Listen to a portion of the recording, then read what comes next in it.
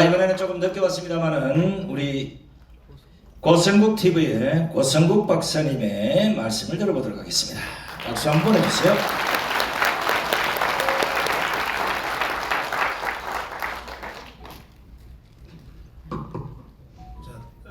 다들 앉아 계셔서 저도 앉아서 할게요. 목사님도 일어서서 했는데요. 아니 왜 그러셔? 여러분, 이기고 만나니까 좋죠. 네.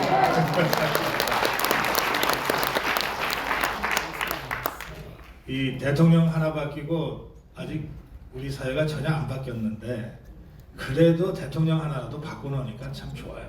맞아요. 살맛이 납니다. 그 이제 정말 지난 5년 문재인 좌파 정권의 폭정하에서 정말 고생들 많이 하셨어요. 안 죽고 살아남은 게 용하죠. 우리 자유우파 유튜브 동지들 이렇게 만나게 돼서 정말 반갑습니다.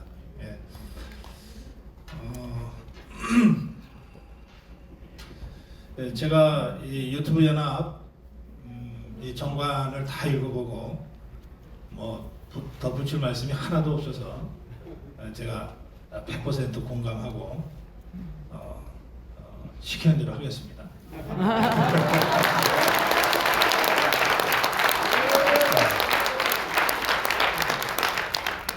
그리고 우리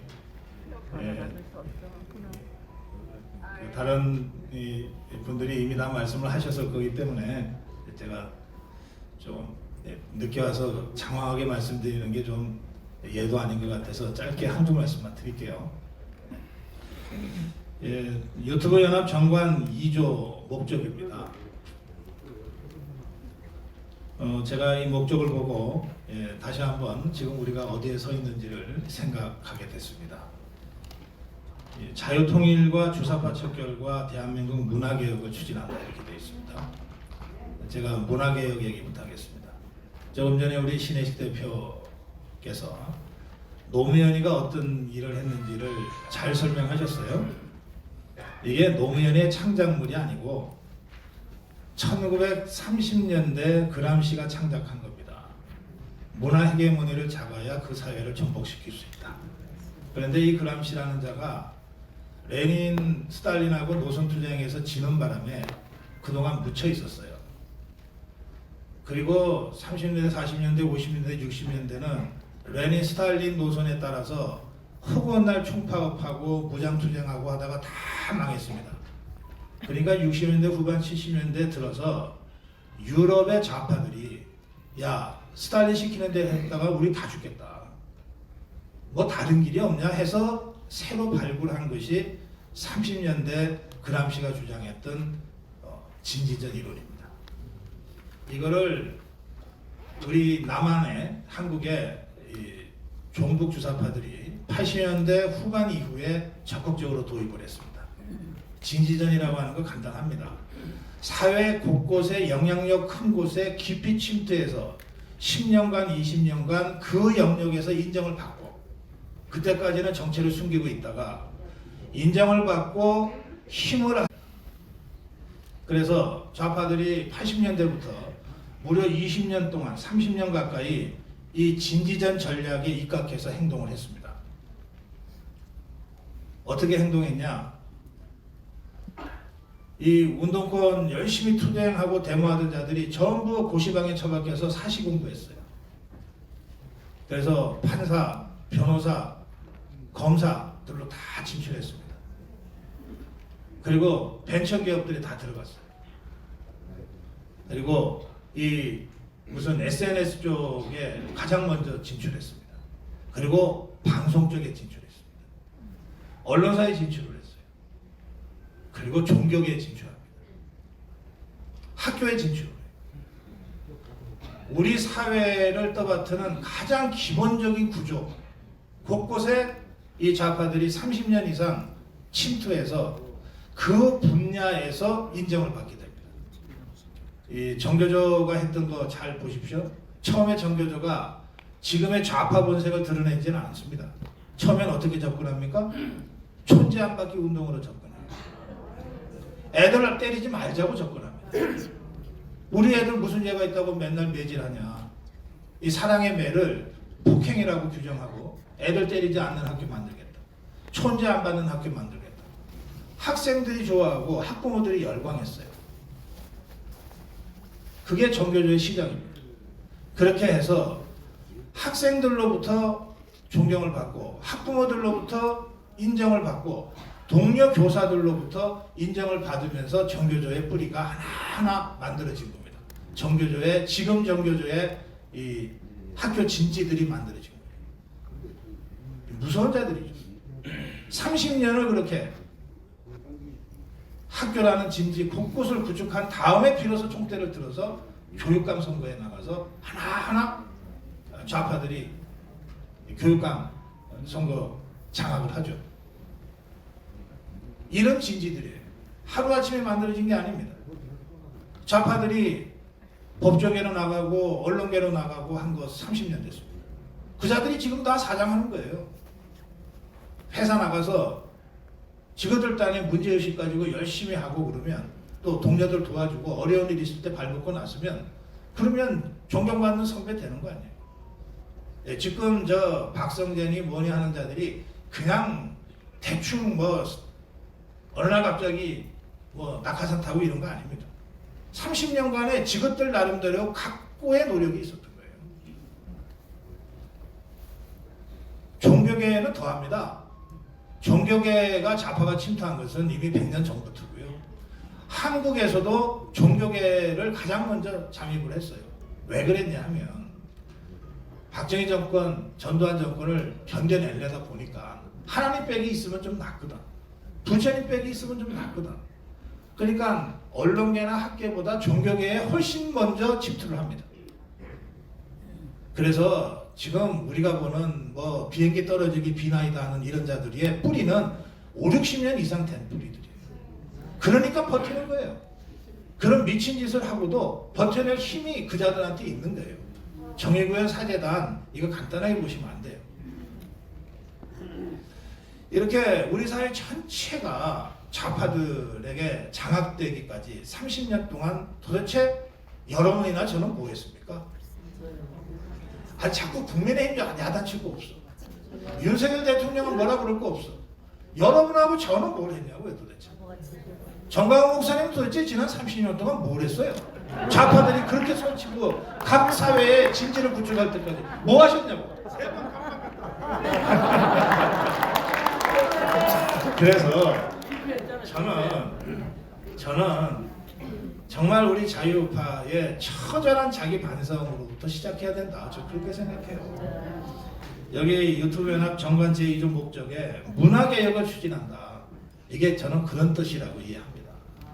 최종적으로 이 사회를 바꾸는 것은 문화 헤게모니입니다.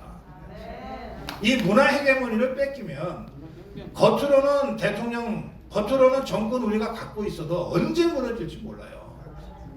우리가 이명박 때 경험했고 박근혜 때 경험했잖아요.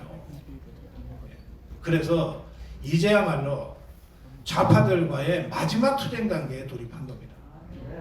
마지막 투쟁 단계에 문화 헤게모니를 자각하지 않으면 진정으로 우리가 이념 전쟁에서 승리할 수가 없어요. 그 이념 전쟁을 누가 할 거냐?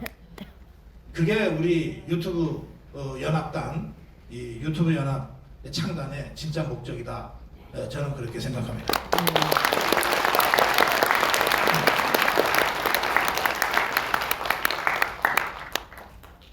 그 전쟁, 요즘 전쟁은 말이죠. 예전에도 그랬어요.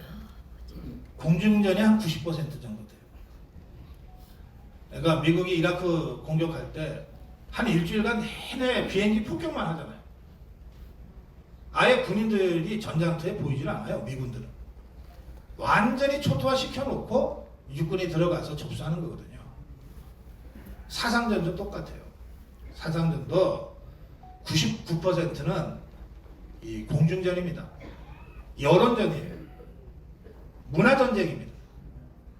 여기서 이긴 다음에 비로소 권력 접수하러 가는 거예요. 보세요. 자, 박근혜 대통령 탄핵 당시를 한번 보십시오. 좌파들이 박근혜 대통령을 얼마나 인간 이하의 이 사람으로 만들어냈습니까?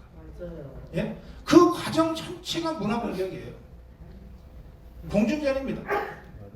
그렇게 해서 박근혜 정권을 완전히 초토화시켜 놓고 나서 문재인이가 쓱 나타나서 대통령 올라가는 거예요.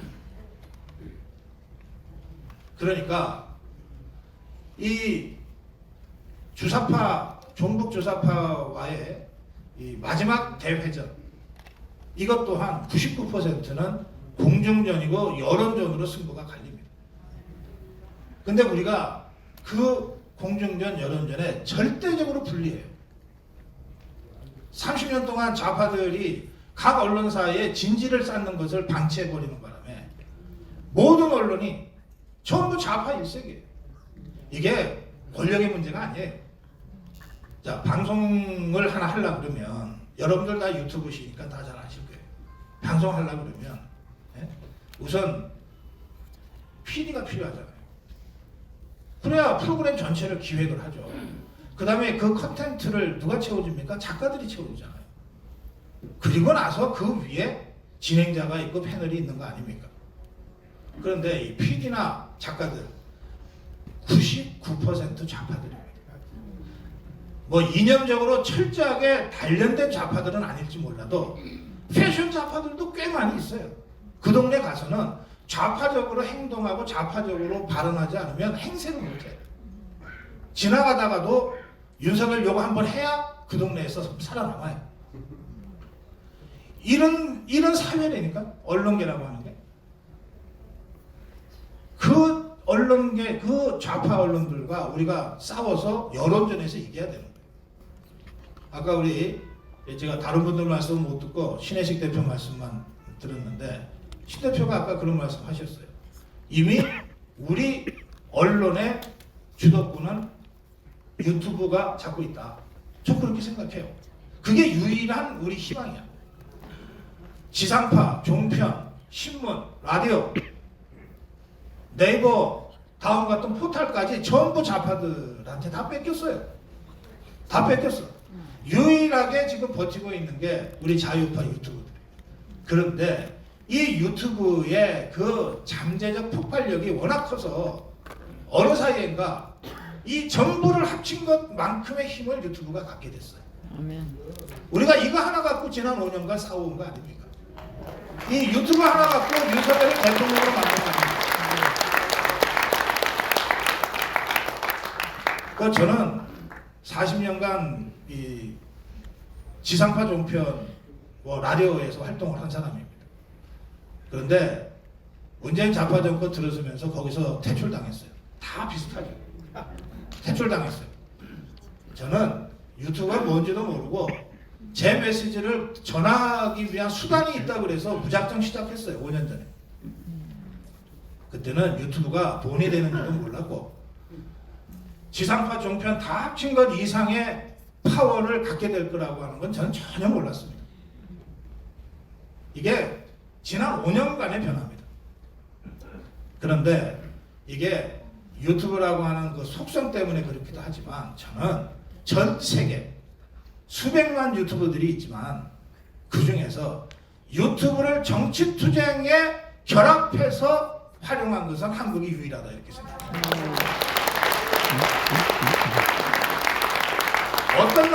어떤 나라의 유튜브 크리에이터도 이것을 정치 투쟁으로 결합시켜서 활용하지 않습니다. 뭐 트위터는 할 수 모르죠.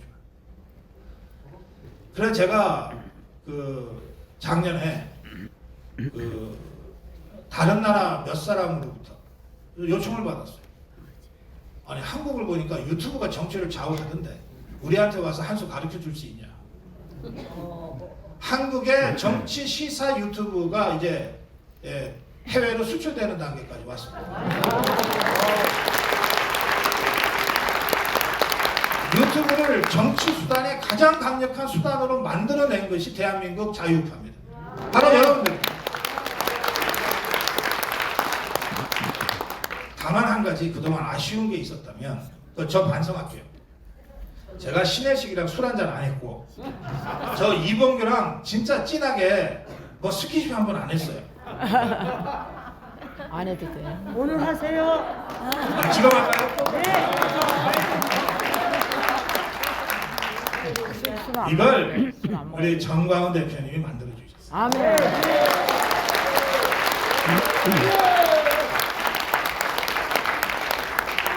이 대목에서 제가 좌파들이 자주 쓰는 용어 하나 쓰겠습니다.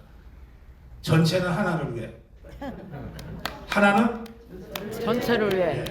저는 우리 자유파의 최종적인 이념 전쟁의 승리를 위해서, 그리고 그 천병인 자유파 유튜브의 연합을 위해서 제가 할 수 있는 모든 것을 다 하겠습니다. 고맙습니다. 네, 수고하시는 고성국 박사님께도 감사의 박수를 보내주시기 바랍니다. 우리 고성국 박사님 하신 말씀 중에